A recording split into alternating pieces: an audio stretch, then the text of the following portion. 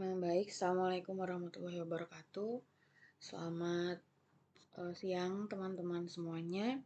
Selamat bergabung di mata kuliah Arsitektur Kriya. Di pertemuan kali ini kita akan sedikit membahas tentang uh, kriya kayu dan kriya logam. Nah, materi yang saya buat dalam video ajar kali ini um, saya susun dari berbagai referensi. Referensi-referensi tersebut akan bisa teman-teman temukan di akhir slides materi ini. Oke, yang pertama yang akan kita bahas adalah kriya kayu. Nah, kriya kayu ini adalah suatu bidang kriya yang pekerjaannya membuat benda yang punya nilai fungsional maupun untuk hiasan saja dengan menggunakan bahannya adalah kayu seperti itu. Kayu sendiri ini dapat didefinisikan sebagai sesuatu bahan yang diperoleh dari hasil pemungutan dan penebangan pohon-pohon di hutan sebagai bagian suatu pohon. Kalau ditinjau dari tujuan penggunaannya, kayu itu bisa dibedakan menjadi kayu pertukangan dan kerajinan, kemudian ada kayu industri dan ada kayu bakar. Nah, ini ada sedikit pengetahuan tentang bagian-bagian pohon. Nah, kalau tadi kan karena kita membahas kriya kayu ya teman-teman, jadi setidaknya kita mengetahui bagian-bagian pohon mana yang dipanen untuk dimanfaatkan material kayunya sebagai bahan kriya, baik itu untuk bentuk furnitur ataupun hiasan-hiasan atau kayu ukir lainnya seperti itu. Nah, ini bagiannya ada A sampai D. Yang A itu yang bagian pangkal, umumnya tidak bermata kayu dan dapat dijadikan kayu pertukangan yang baik. Kalau yang bagian B itu adalah bagian tengah dan ujung pohon. Nah, bagian B ini memiliki mata kayu, kemudian bagian ini umumnya digunakan untuk industri kayu, pabrik kertas, papan buatan, dan lain-lain. Ada juga bagian C. Bagian C ini adalah bagian percabangan yang dikhususkan untuk industri kayu, kemudian bagian D itu adalah bagian cabang dan ranting, biasanya digunakan untuk kayu bakar seperti itu. Nah, ini ada pun bagian-bagian kayu yang bisa kita lihat secara kalau yang sebelumnya ini kan secara vertikal pembagiannya. Kemudian kalau yang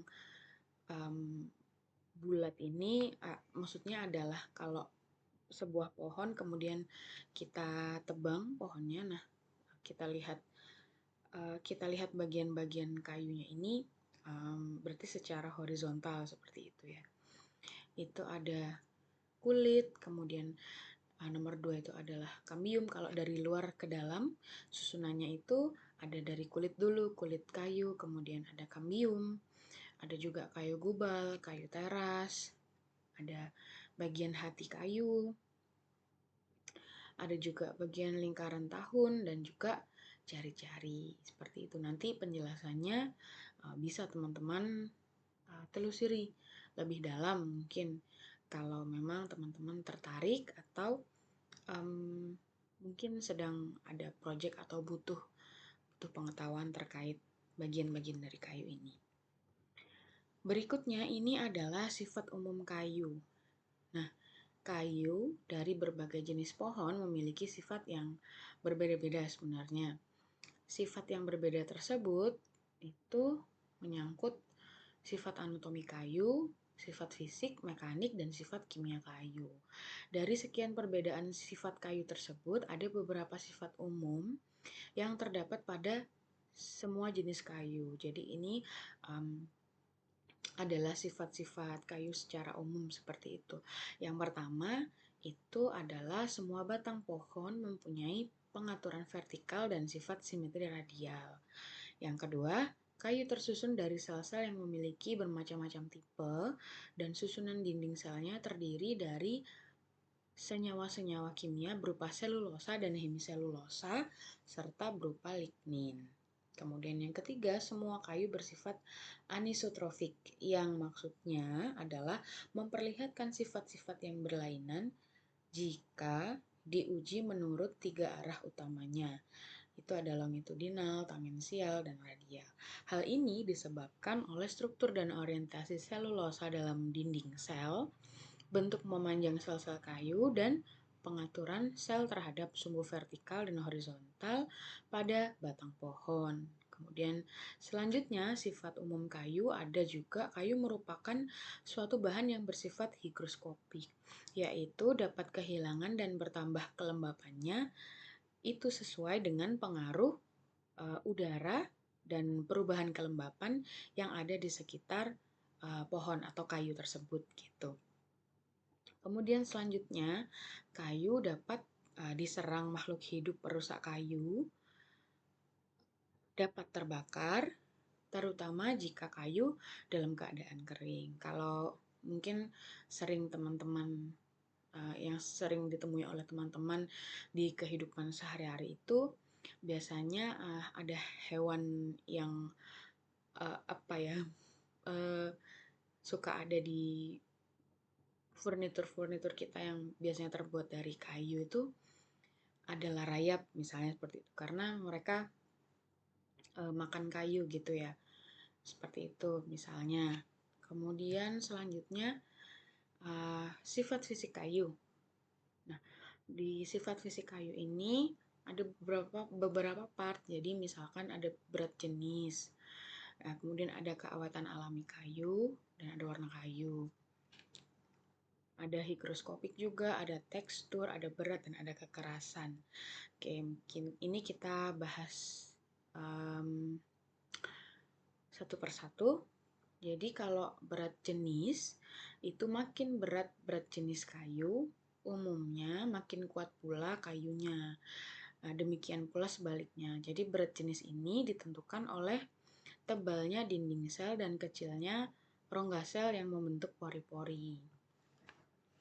Tentu saja nanti kalau teman-teman temui di kehidupan sehari-hari saat sedang melakukan praktik gitu, dinding rongga sel dan tebal dinding sel yang ada dalam kayu dari pohon A, misalnya dari pohon jati, itu akan berbeda dengan tebal kayu dan rongga sel kayu yang ada di pohon mahoni misalnya seperti itu. Nanti mungkin akan dapat teman-teman pahami ketika teman-teman bisa mengetahui jenis-jenis kayu itu sendiri seperti itu. Kemudian yang kedua ada keawetan alami kayu. Ketahanan kayu terhadap serangan unsur-unsur perusak kayu dari luar seperti misalkan ada jamur, kemudian rayap, ada bubu, ada cacing laut dan makhluk lainnya misalkan yang diukur dengan jangka waktu tahunan. Keawetan kayu tersebut disebabkan karena adanya suatu zat di dalam kayu. Nah ini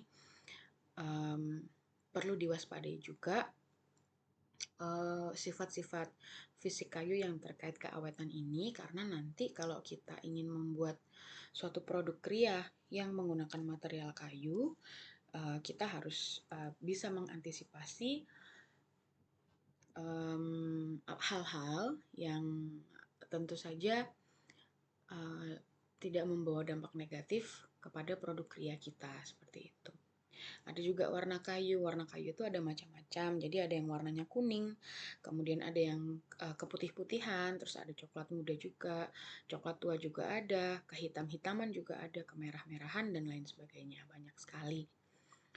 Kemudian ada higroskopik, yaitu dapat menyerap atau melepaskan air atau kelembapan. Kelembapan kayu ini sangat dipengaruhi oleh kelembapan dan suhu udara pada waktu tertentu. Selanjutnya ada tekstur. Kalau tekstur ini adalah ukuran relatif serat-serat kayu seperti itu. Pastinya berbeda-beda ya. Berbeda-beda tergantung dengan jenis-jenis kayu itu sendiri. Kemudian yang keenam adalah serat. Serat berkaitan dengan sifat kayu yang menunjukkan arah umum sel-sel kayu di dalam kayu terhadap sumbu batang pohon. Selanjutnya adalah berat. Nah, ini tergantung pada jumlah zat kayu yang tersusun, rongga-rongga sel atau jumlah pori-pori, kadar air yang dikandung, dan zat-zat ekstraktif di dalamnya. Yang kedelapan adalah kekerasan. Ini ada hubungan langsung antara kekerasan kayu dengan berat kayu. Jadi, kayu-kayu yang keras itu biasanya kayu-kayu yang punya berat lebih gitu. Jadi kalau istilahnya kalau kayunya keras itu berarti kemungkinan besar kayunya itu lebih berat dibandingkan dengan kayu yang tidak keras gitu. Karena itu tadi ada hubungannya dengan rongga kayu seperti itu. Kalau dalam suatu dalam jenis kayu tertentu itu lebih banyak rongga kayunya, maka biasanya dia akan tidak keras atau bukan tergolong ke dalam kayu yang memiliki tingkat kekerasan yang tinggi. Sehingga kalau dia tidak keras, artinya dia berongga seperti itu, maka beratnya juga akan lebih kecil daripada kalau dibandingkan dengan kayu yang keras seperti itu. Oh, ini ada lagi yang 9, 10, 11, 12. Jadi ada kesan raba, ada bau dan rasa, ada nilai dekoratif, dan sifat-sifat lainnya. Jadi kalau kesan raba itu suatu jenis kayu itu kesan raba yang diperoleh pada saat kita meraba permukaan kayu tersebut. Jadi kesan raba itu tekstur ya gitu ya teman-teman. Tapi seperti taste-nya ke kita. Kalau misalkan kita menyentuh permukaan kayu tersebut. Jadi kesannya itu kasar, ada halus, ada licin, ada dingin dan sebagainya. Kemudian yang berikutnya adalah bau dan rasa. Bau dan rasa kayu ini mudah hilang jika kayu itu lama tersimpan di udara luar, jadi tidak tertutup seperti itu. Jadi baunya akan mudah hilang. Untuk mengetahui bau dan rasa suatu kayu diperlukan perlakuan khusus, misalnya bisa dengan memotong atau menyayat gitu, seperti itu, atau bahkan biasanya dibasahi dulu kayunya, baru nanti bisa kita rasakan bau dan rasa kayu itu sendiri. Kemudian nilai dekoratif. Nah, umumnya menyangkut jenis-jenis kayu yang akan dibuat untuk tujuan tertentu yang hanya mementingkan estetika saja dari nilai kayu tersebut gitu kan. Jadi yang prioritas adalah keindahan pada kayunya itu sendiri gitu. Kemudian yang terakhir adalah sifat-sifat lain. Sifat-sifat lain kayu ini termasuk dua hal, yaitu sifat pembakaran dan sifat kayu terhadap suara seperti itu. Selanjutnya ini ada sifat mekanik kayu. Sifat-sifat mekanik atau kekuatan kayu ialah kemampuan kayu untuk menahan muatan atau beban dari luar. Maksud muatan dari luar ini ialah gaya-gaya di luar benda yang mempunyai kecenderungan untuk mengubah bentuk dan besarnya benda. Sifat mekanik atau kekuatan kayu itu meliputi keteguhan tarik, kemudian keteguhan tekan atau kompresi. Ada juga keteguhan geser, kemudian lengkungnya juga, keteguhan lengkung atau lenturnya itu sebagaimana. Ada juga kekakuan, keuletan, kekerasan, dan keteguhan belah. Seperti itu. Selanjutnya ini ada sifat kimia kayu. Mengetahui sifat kimia dalam kayu mempunyai arti penting karena menentukan kegunaan suatu jenis kayu dan dapat membedakan jenis-jenis kayu. Susunan kimia kayu ini digunakan sebagai pengenal ketahanan kayu terhadap serangan makhluk perusak kayu dan bisa juga digunakan untuk menentukan pengerjaan dan pengolahan kayunya seperti apa. Jadi kita perlu tahu dulu uh, mungkin unsur-unsur apa, kandungan apa yang terkandung di dalam kayu ini sehingga nanti kita bisa menangani dengan efektif dan proses penanganannya akan lebih tepat seperti itu. Pada umumnya, komponen kimia kayu, daun lebar, dan daun jarum terdiri dari 3 macam unsur, yaitu unsur karbohidrat terdiri dari selulosa dan hemiselulosa. Yang kedua adalah unsur non-karbohidrat terdiri dari liganin. Kemudian yang ketiga adalah unsur yang diendapkan dalam kayu selama proses pertumbuhan yang biasanya disebut dengan zat ekstraktif seperti minyak, resin, lilin, lemak, tanin, gula, pati, dan zat warna bisa juga seperti itu. Nah, ini ada jenis-jenis kayu yang biasanya seringkali digunakan untuk membuat kriya kayu. Seperti ada jati, ada mahoni, ada sonokeling, ada suren atau surian, ada sungkai, ada bangkirai, ada keruing, ada bayur, ada bintamur, durian, pulau, ramin, dan lain-lainnya gitu. Kalau yang disebutkan di sini ini yang lebih sering digunakan. Mungkin uh, ada juga beberapa jenis kayu yang teman-teman kenal. Itu ada banyak sekali dan juga ada juga yang sudah mengolah jenis kayu tersebut ke dalam produk-produk kriya lainnya. Nah, ini berikutnya adalah alat untuk kriya kayu. Alat tangan yang digunakan dalam pekerjaan kriya dan mebel banyak dijumpai di pasaran. Alat tersebut tidak hanya ditawarkan kepada pengrajin kayu atau mebel, tetapi juga digunakan oleh masyarakat umum sebagai perlengkapan rumah tangga. Nah, ada alat-alat pokok yang digunakan dalam membuat kriya kayu seperti itu.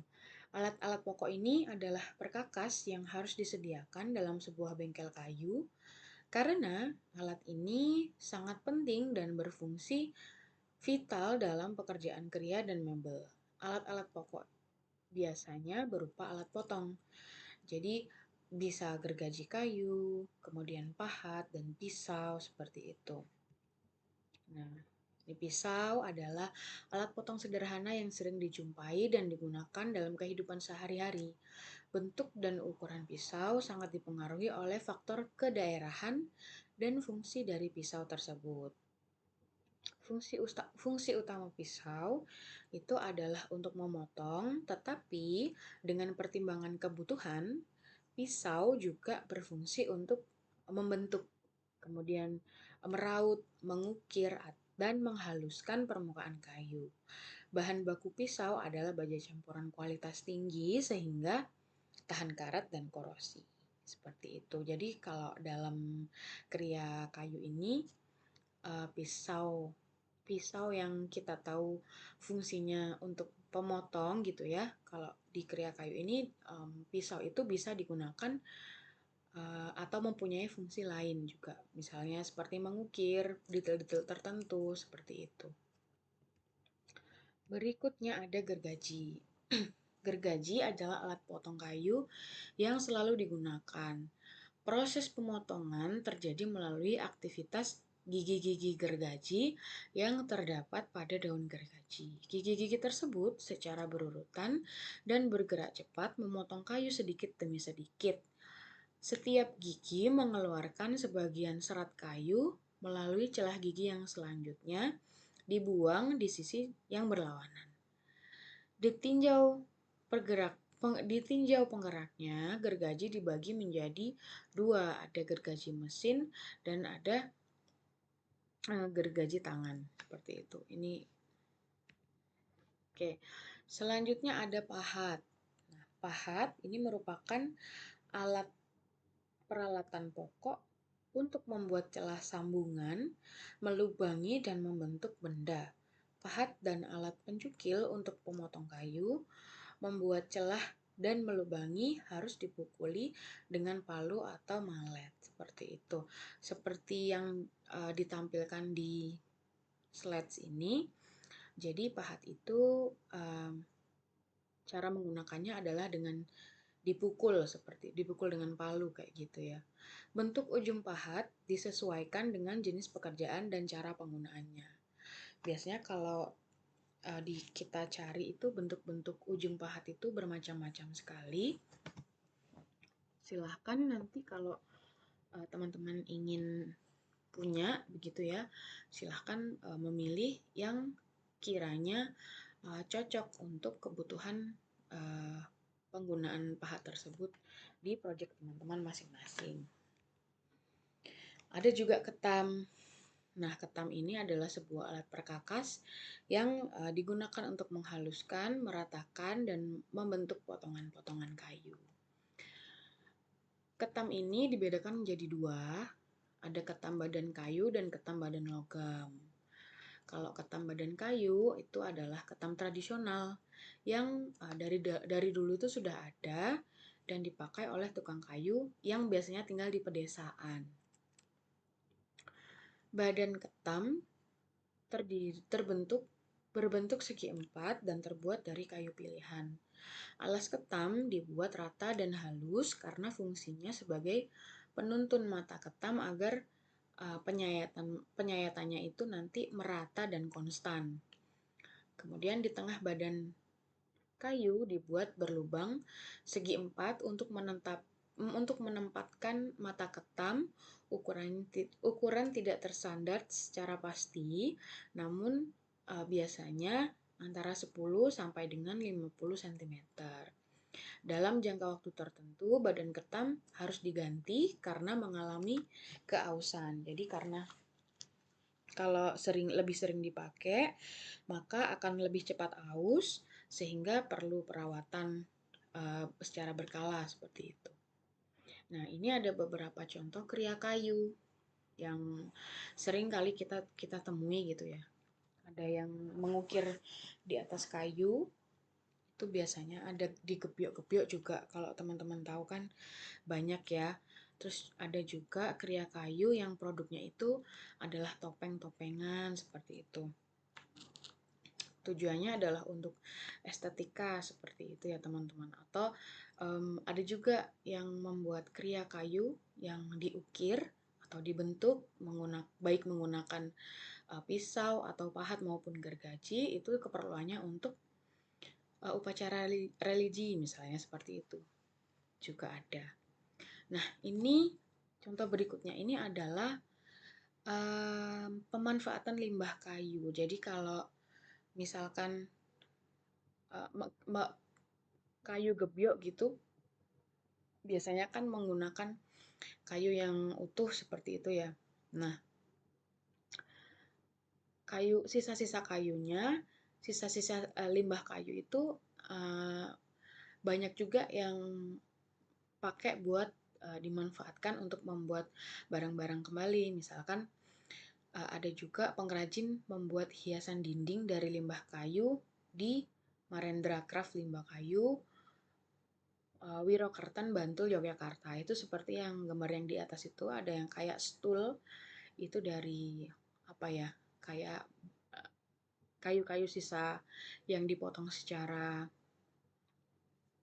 horizontal, kemudian digabungkan begitu dengan bentuk lingkaran atau pola-pola tertentu yang disesuaikan dengan kebutuhan dan bisa difungsikan sebagai alat duduk seperti itu.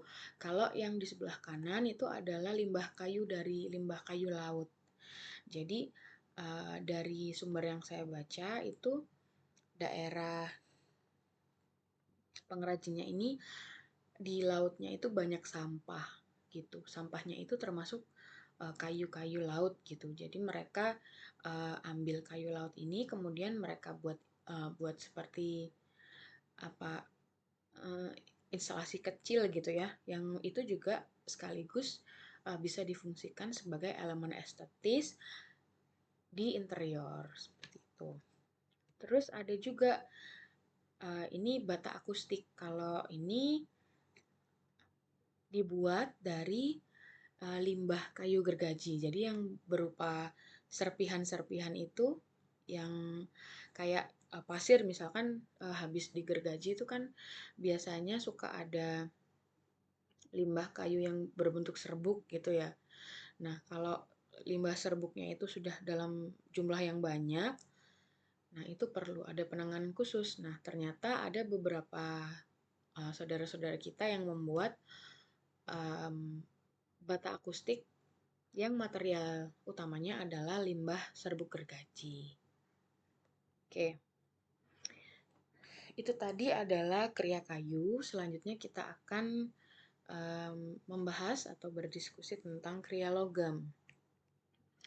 Bahan-bahan yang seringkali digunakan dalam membuat kriya logam itu ada aluminium, ada baja, besi, emas, kuningan, monel, perak, perunggu, powder, platina, seng, stainless, tembaga, dan timah putih.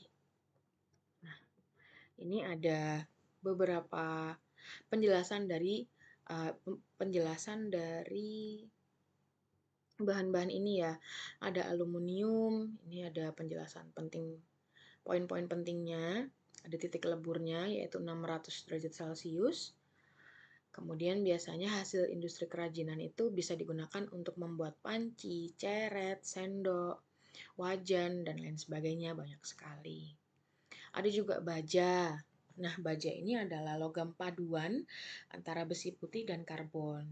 Baja ini bisa digunakan sebagai material pembuat sendok, garpu, pisau, dan lain-lain.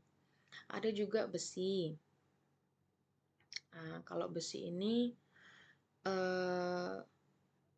ada digolongkan menjadi 6 jenis, yaitu besi cor kelabu, besi cor kelas tinggi, besi kelabu paduan, besi cor bergrafit bulat, besi cor tempa, dan besi cor chill. Seperti itu. Kemudian ada emas. Nah, kalau emas ini logam mulia yang kalau kita sering lihat di mana ya toko-toko perhiasan itu banyak sekali produk-produk kria yang menggunakan bahan baku atau bahan utama emas. Itu bisa jadi kalung, jadi liontin, jadi gelang, cincin, dan lain-lain, atau kayak apa ya, hiasan rambut mungkin ada juga seperti itu. Ada juga kuningan. Kuningan ini bersifat mudah dituang, disolder, dan dilas, serta tahan terhadap penghantar melalui udara dan air. Nah, seperti itu. Hasil industri kerajinan kuningan berupa barang-barang perhiasan biasanya, dan juga ada benda-benda kerajinan lainnya.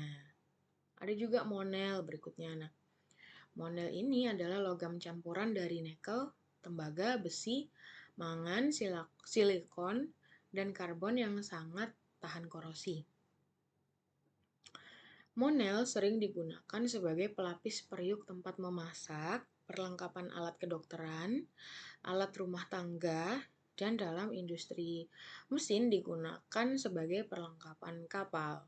Di samping perkembangannya digunakan sebagai kerajinan monel yang berupa perhiasan juga. Jadi monel ini bisa digunakan untuk apa saja, lebih banyak gitu ya. Ada perak juga. Perak atau argentum logam yang mempunyai lambang kimia Ag. Hasil industri kerajinan perak ini berupa barang-barang perhiasan atau benda-benda kerajinan lainnya. Biasanya karena logam itu identik dengan karena mengkilat-mengkilat gitu ya. Jadi lebih banyak yang memanfaatkan material atau bahan logam ini menjadi produk kria itu perhiasan, cincin, atau bisa cincin, bisa gelang, bisa kalung, atau hiasan rambut, dan beberapa pernak-pernik kerajinan lainnya. Ada perunggu, ada pelter, ada platina, kemudian ada seng, ada stainless, ada tembaga, ada timah putih. Timah putih ini ditemukan dalam bentuk batu timah putih yang terdiri atas oksida timah putih atau kasterit. Hasil kerajinan dari bahan timah putih ialah berupa barang pecah belah atau dan perabot-perabot rumah tangga lainnya. Nah, selanjutnya ini adalah teknik kriya logam. Teknik kriya logam ini memiliki bermacam-macam teknik. Jadi, ada teknik trap-trapan, ada teknik las, ada teknik drag, ada teknik grafir, teknik tuang atau teknik cor, terutama untuk material logam yang liquid seperti itu. Kemudian ada teknik tempa, ada teknik etsa, dan juga teknik pahatan. Nah, mungkin yang dijelaskan berikutnya ini adalah teknik pahatan karena lebih sering kita temui di kehidupan sehari-hari dan mungkin bisa jadi kita bisa praktek DIY gitu ya. Nah, teknik pahatan adalah teknik yang bersifat tradisional karena hasil pekerjaannya mengandalkan pada keahlian atau keterampilan teknik pembuatnya. Teknik pahatan logam pada dasarnya terdiri dari 5 teknik. Itu ada teknik rancapan, ada wudulan, ada endak-endakan, ada pahatan tembus, dan ada pahatan tekan atau sodetan. Penjelasan dari 5 teknik pahatan ini ada di slide berikutnya. Nah, ini misalkan teknik pahatan rancapan. Pahatan rancapan yang dimaksud adalah memahat pada permukaan logam sehingga menimbulkan alur atau garis yang dikehendaki pada permukaan yang tetap rata tanpa merubah volume dengan menggunakan pahatan logam yang tajam, sehingga pahat dapat membekas pada logam. Pahatan ini membutuhkan bahan logam yang tebalnya kira-kira antara 8 sampai dengan 1 cm. Nah, berikutnya ada teknik pahatan wudulan atau timbul. Pahatan wudulan yaitu cara memahat dengan dua arah, yaitu negatif cekung dan positif cembung. Dan hasil jadinya adalah bagian yang positif, yang cembung. Seperti contoh gambar slides ini ya.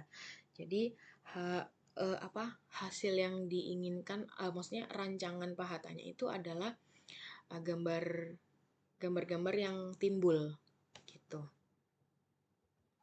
Memahatnya di bagian belakangnya yang dipahat seperti itu. Nah, ini ada teknik pahatan endak-endakan. Pahatan endak-endakan yang dimaksudkan adalah memahat logam dengan menurunkan bagian dasarnya saja dan yang menjadi objek yaitu gambar yang tidak diturunkan atau pada dasarnya hanya dari satu arah positif. Pahatan ini dilakukan pada pekerjaan yang mempunyai volume seperti tabung, vas bunga, dan sebagainya yang pada prinsipnya tidak bisa dipahat dua arah. Jadi dipahatnya dari satu sisi saja. Jadi kalau teman-teman misalkan mau memahat vas bunga gitu ya, kan nggak mungkin dong kita mahat dari bagian dalam vasnya, kan kita memahatnya dari bagian permukaan terluar dari vas itu sendiri langsung kita pahat seperti itu. Itu adalah teknik pahatan endak-endakan. Berikutnya ini adalah teknik pahatan tembus. Teknik pahatan tembus, terancangan atau kerawangan yang dimaksudkan ini adalah bentuk pahatan yaitu dengan membuang dasarnya sehingga tinggal objek atau gambar yang diinginkan maupun sebaliknya. Jadi menghilangkan beberapa part untuk mendapatkan bentuk yang diinginkan oleh si pemahatnya gitu. Gitu. Nah, ini berikutnya adalah teknik pahatan tekan atau sodetan. Jenis pahatan yang paling ringan. Disebut ringan karena teknik yang digunakan hanyalah menekan logam dari arah depan dan belakang, positif dan negatif, dengan menggunakan landasan kain seperti itu. Nah, ini ada beberapa referensi yang saya gunakan untuk menyusun materi perkuliahan kita kali ini. Mungkin sekian materi yang bisa saya sampaikan di pertemuan kali ini di mata kuliah Arsitektur Kria. Semoga bermanfaat bagi teman-teman. Saya akhiri. Wassalamualaikum warahmatullahi wabarakatuh.